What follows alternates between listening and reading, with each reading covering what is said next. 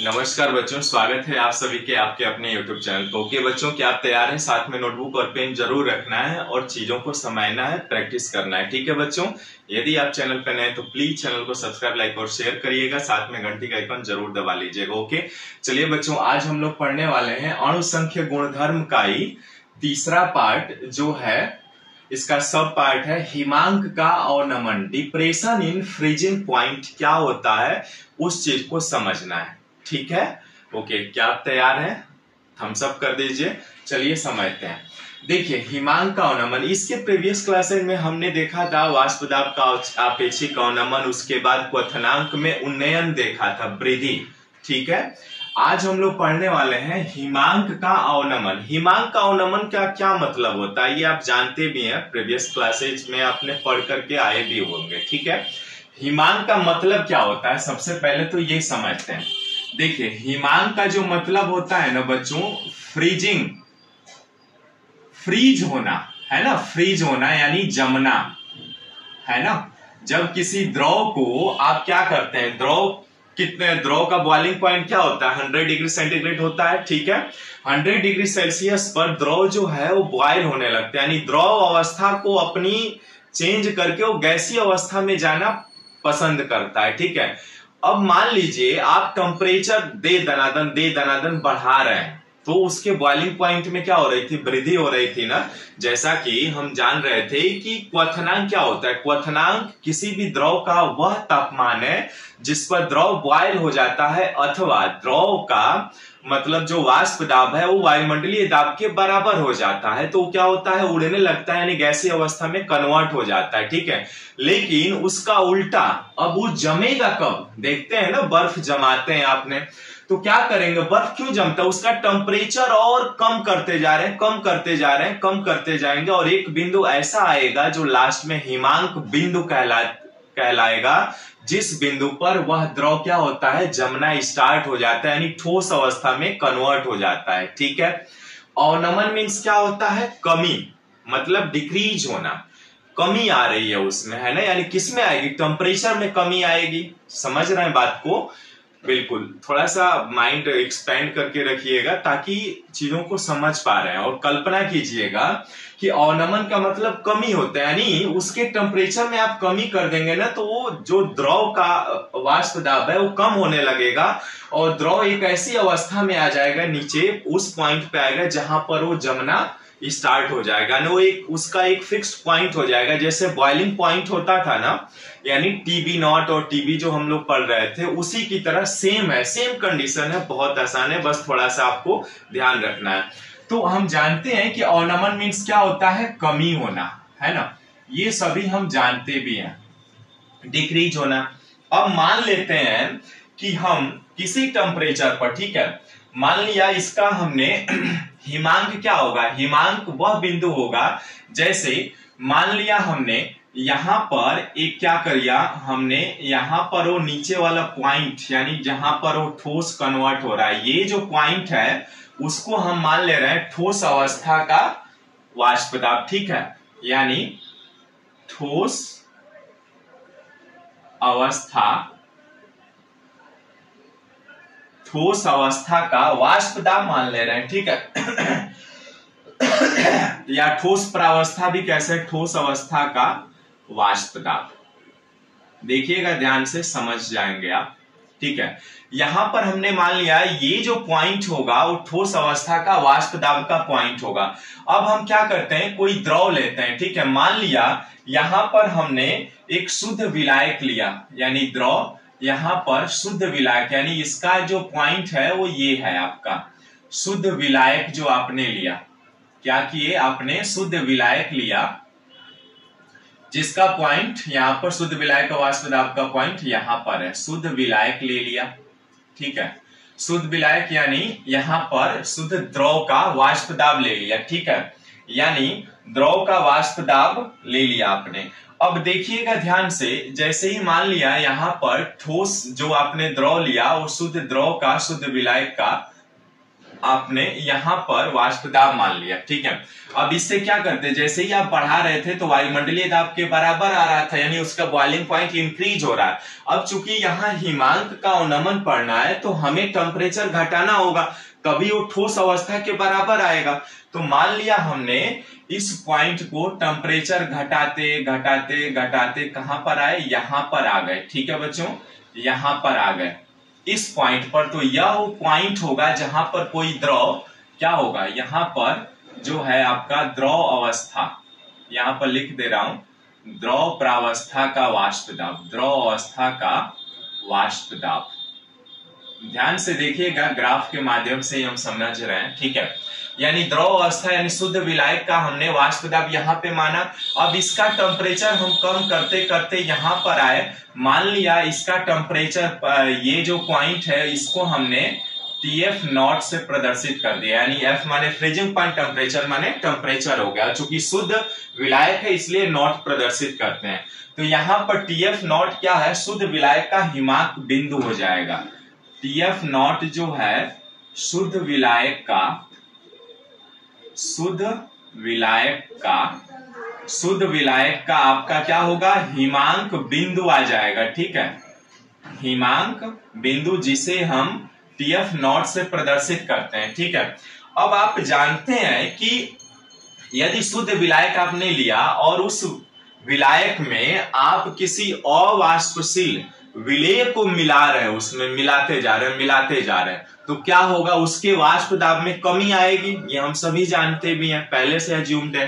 तो वाष्प दाब में कमी आएगी, यानी मान लिया हमने नमक को उस विलायक में मिला दिया, यानी विलयन तैयार कर दिया एक, तो उस विलयन का हमने वाष्प दाब कम होगा ना। जैसे देखिए ये शुद्ध द्रव था, द्रव अवस्था का वाष्प दाब यहाँ इस पॉइंट पे था और आपने टेम्परेचर कम करके इतना टेम्परेचर कम किया कि TF नॉट हुआ, तो वह ठोस अवस्था में कन्वर्ट हो गया, यानी TF नॉट शुद्ध विलायक का हिमांक बिंदु हो जाएगा, ठीक है।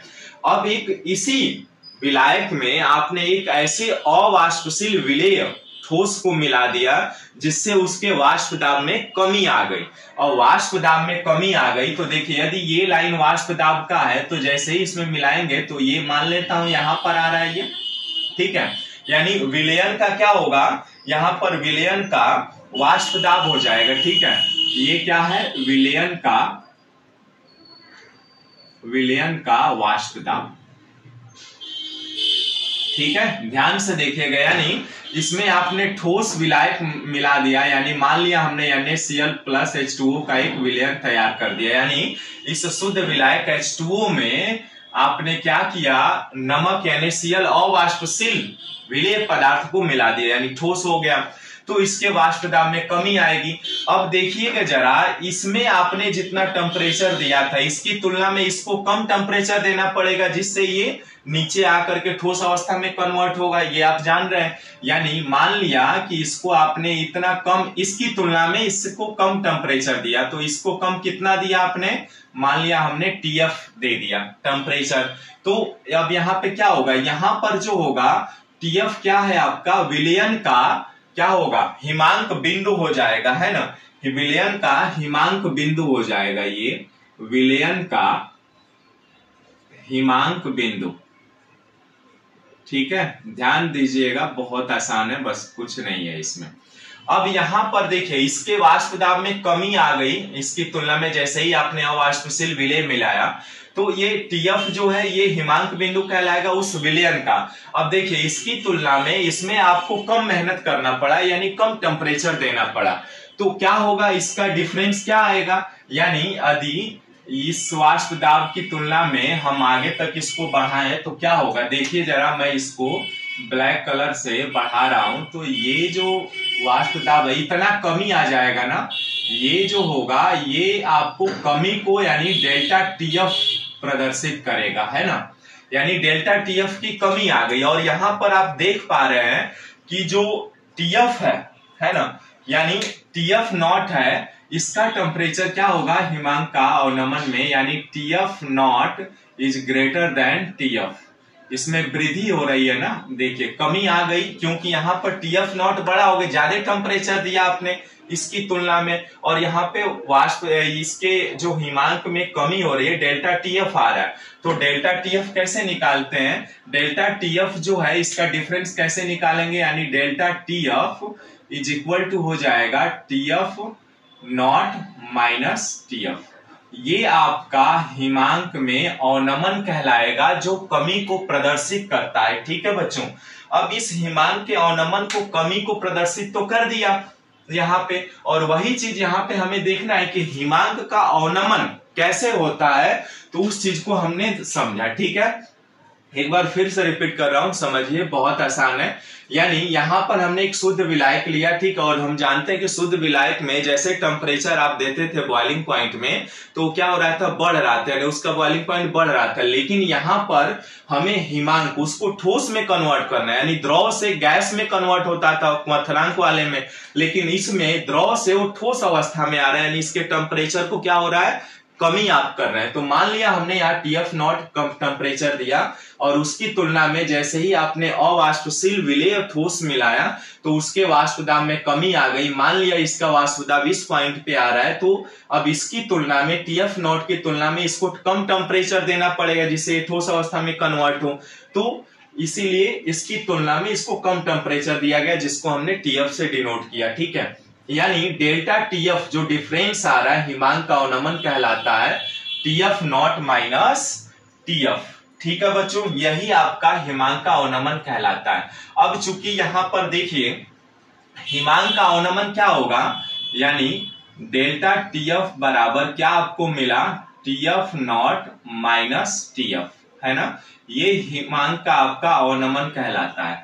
अब देखिए यहां पर जो डेल्टा टीएफ है वो किस बात पर निर्भर कर रहा है, किस बात पर निर्भर करेगा, देखिए इसके जो अणुसंख्य गुणधर्म थे, आपने जो इसके प्रीवियस क्लास में दोनों पॉइंट हमने पढ़ा था, एक तो आपका वाष्प दाब का अपेक्षिक अवनमन और दूसरा क्वथनांक में उन्नयन। क्वथनांक में उन्नयन में क्या हो रहा था, उसके कि आपने कितने विलेय की मात्रा को कितना मिलाया उस बात पर डिपेंड कर रहा था, है ना। यानी डेल्टा टीएफ जो है वो भी किस पर डिपेंड करेगा कि आपने कितना विलेय मिलाया, और उसकी मात्रा को कैसे निकालते हैं, एम से, जिसको हम कहते हैं मोललता, है ना, मोललता। यानी delta TF is equal to, यदि इस चिन्ह को हटाएंगे अनुक्रमानुपाती चिन्ह को, तो यहां पर एक नियतांक ले लेंगे, चूंकि अवनमन पढ़ना है तो केएफ ले ले रहा हूं मैं, केएफ एम हो जाएगा। ठीक है, यानी एम क्या है, मोललता, और मोललता क्या होता है, मोललता बराबर आप जानते हैं क्या होता है, विलेय की मोलों की संख्या होता है ना, यानी विलेय की मात्रा कितनी होगी उस पर डिपेंड करता है, बटे में विलायक का द्रव्यमान केजी में होता है। तो एक ही कंसंट्रेशन टर्म्स है जो हमें बताती है मोललता है, इसको हम कह सकते हैं। हम जैसे ही इस चिन्ह को हटाएंगे, केएफ ले लिया हमने, केएफ क्या है, हिमांक का अवनमन स्थिरांक है। केएफ जो है वो क्या है, हिमांक का अवनमन स्थिरांक कहलाएगा ये। ठीक है, अवनमन स्थिरांक ये कांस्टेंट होता है बच्चों, इसलिए ये हिमांक का अवनमन स्थिरांक कहलाएगा, ये आपका KF। ठीक है, अब यहाँ पे ये चीज क्लियर हो गई। ठीक है, मोललता में हम संबंध भी निकालेंगे, अभी इस टॉपिक को कंप्लीट कर लेते हैं पहले। ठीक है, अब जैसे देखिए इसके ग्राफ की यदि बात किया जाए, अब ये सारी चीजें डिपेंड किस पे कर रहे हैं, विलेय की मात्रा पर। जैसे ही आपने दे दनादन यदि विलेय की अवाष्पशील विलेय ठोस को जितना मिलाओगे आप, ये क्या होगा, उसके हिमांक में अवनमन में होता जाएगा। ठीक है, यानी हिमांक जो पॉइंट है वो कम होता जाएगा। और आप जानते भी हैं कि विलेय का वाष्प जैसे ही किसी अवाष्पशील विलेय को मिलाते हैं तो उसके वाष्प दाब में कमी आएगी, और वाष्प दाब में जब कमी आएगी तो वहां पे हमारे लिए तो और आसान हो जाएगा, यानी उसको कम टेम्परेचर देना पड़ेगा जिससे कि वो ठोस अवस्था में कन्वर्ट हो। तो इसलिए यहां पर उस विलेय की मात्रा पर डिपेंड करेगा डेल्टा टीएफ। अब इसको जैसे ही आपने इस ग्राफ के माध्यम से समझ लिया ना, अब एक चीज और ग्राफ के माध्यम से हम क्लियर करते हैं। ठीक है, मान लीजिए इसमें कुछ लिखना भी है, लिखना तो आप जैसा मैंने बोला ना उसी चीज को लिख सकते हैं। ठीक है बच्चों, चलिए ग्राफ के माध्यम से मैं इसको समझाता हूं आपको कि दाब और तापमान में क्या टेम्परेचर है। ठीक है, देखिएगा इसका ग्राफ बनाता हूं मैं। ठीक है, ग्राफ जो है वो कैसा बनेगा, मैंने एक्स और वाई दो एक्सिस लिया हमने, ठीक है। यहाँ पर इसमें हम टेम्परेचर को प्रदर्शित कर रहे हैं। मान लिया हमने यहाँ पर टेम्परेचर दिखाया और यहाँ पर आपने क्या दिखाया, वाष्प दाब को, ठीक है। यहाँ पर क्या आपने दिखाया, वाष्प दाब, ठीक है। यानी वेपर प्रेशर या दाब भी कह सकते हो, टेम्परेचर का हमने एक्स और वाई एक्सिस में प्रदर्शित कर दिया। और जैसे ही आप एक्स और वाई में प्रदर्शित किए तो अब आप क्या कह चाहते हैं, जैसे देखिए यहां पर हमने क्या लिया, एक एक्स एक्सिस को हमने टेम्परेचर मान लिया और वाई एक्सिस को दाब मान लिया, यानी वाष्प दाब मान लिया, ठीक है। अब जैसे ही यहां पर शुद्ध विलायक लेंगे तो शुद्ध विलायक का हम जानते हैं कि शुद्ध विलायक जो होता है, ये शुद्ध विलायक का मैं ले रहा हूं। शुद्ध विलायक का जितना आप टेम्परेचर बढ़ाएंगे ये बढ़ता भी जाएगा, है ना। तो शुद्ध विलायक का ये आपका वाष्प दाब का ग्राफ है, ठीक है। शुद्ध विलायक का वाष्प दाब बढ़ता चला जाएगा जैसे जैसे आप टेम्परेचर बढ़ाएंगे, लेकिन हमें टेम्परेचर तो बढ़ाना नहीं है, घटाना है, क्योंकि ठोस अवस्था में लाना है। तो मान लिया हमने यहां पर ठोस विलायक लिया, जो शुद्ध विलायक है आपका, यानी शुद्ध विलायक का वाष्प दाब यहां पर है। जैसे देखिएगा दोनों चीजें साथ में इसलिए बनाया हूं ताकि आप समझ पाए, ठीक है।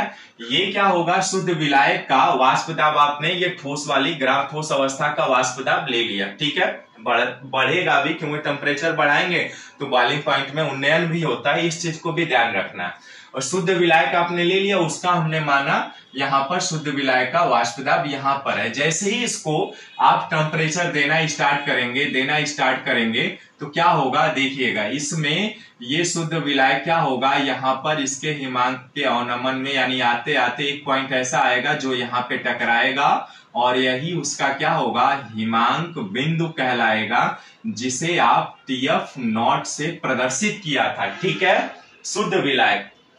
शुद्ध विलायक का आपने क्या किया, जैसे ही इसको मिलाया तो यहां पर शुद्ध विलायक का टेम्परेचर जैसे ही आप बढ़ाए तो क्या होगा, इसको घटाए, यानी टेम्परेचर घटाते घटाते जैसे आएंगे ये एक पॉइंट पे आके टकराएगा। मान लिया वो पॉइंट TF नॉट है, जैसे कि आप यहाँ पे देख पा रहे हैं, ठीक है ना।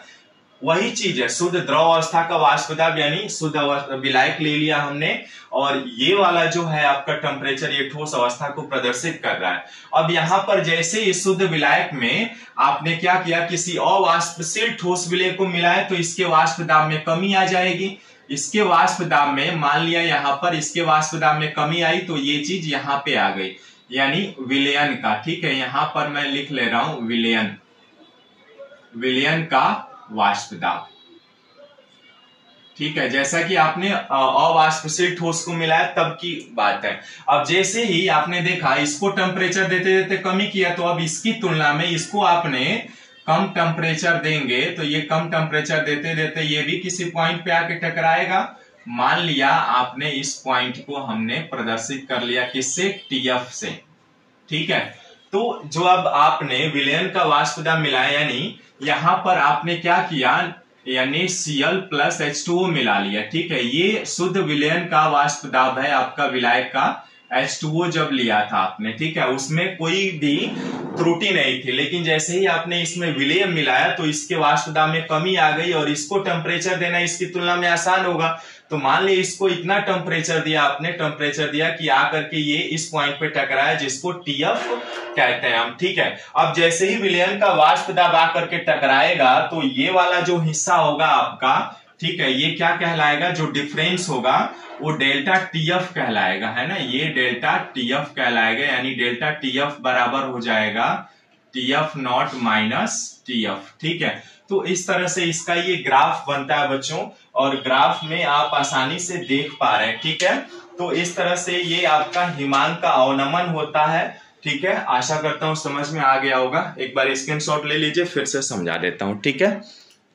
ओके, तो इस तरह से बच्चों ये आप आसानी से कर सकते हैं। एक बार और समझा देता हूं मैं, ठीक है। कुछ नहीं करना है, देखिए अब किसी पदार्थ का हिमांक जो है वह बिंदु या वह तापमान होता है जहां पर शुद्ध विलायक का वाष्प दाब, ठीक है, विलयन के वाष्प दाब की तुलना में बराबर हो जाता है। ठोस अवस्था के वाष्प दाब के बराबर शुद्ध विलायक का वाष्प दाब ठोस अवस्था का वाष्प दाब के बराबर हो जाता है तभी इसका हिमीकरण हो जाता है। क्या होता है? हिमीकरण, यानी जमना स्टार्ट हो जाता है। ठीक है, तो वही चीज है यहाँ पे कि हिमीकरण जब हुआ तो इस पर वाष्प दाब ठोस विलायक के वाष्प दाब के बराबर हो जाता है। ठीक है, दूसरे शब्दों में क्या लिखना है आपको, जैसे ही किसी अवाष्पशील ठोस विलेय को आपने विलयन में बनाया तो क्या होगा, उसके वाष्प दाब में कमी आएगी, यानी शुद्ध विलायक के वाष्प दाब की तुलना में विलयन का जो वाष्प दाब होगा वो कम होगा, अर्थात उसको कम टेम्परेचर देना पड़ेगा, इसलिए उसका जो आपका हिमांक बिंदु होगा वो TF नॉट यानी शुद्ध विलायक की तुलना में कम होगा। ठीक है, तो ये चीज लिखना था हमें, यानी हिमांक का अवनमन में ये सारी चीजें होती हैं। ठीक है बच्चों, मिलता है फिर नेक्स्ट वीडियो में एक नए कॉन्सेप्ट के साथ। नमस्कार।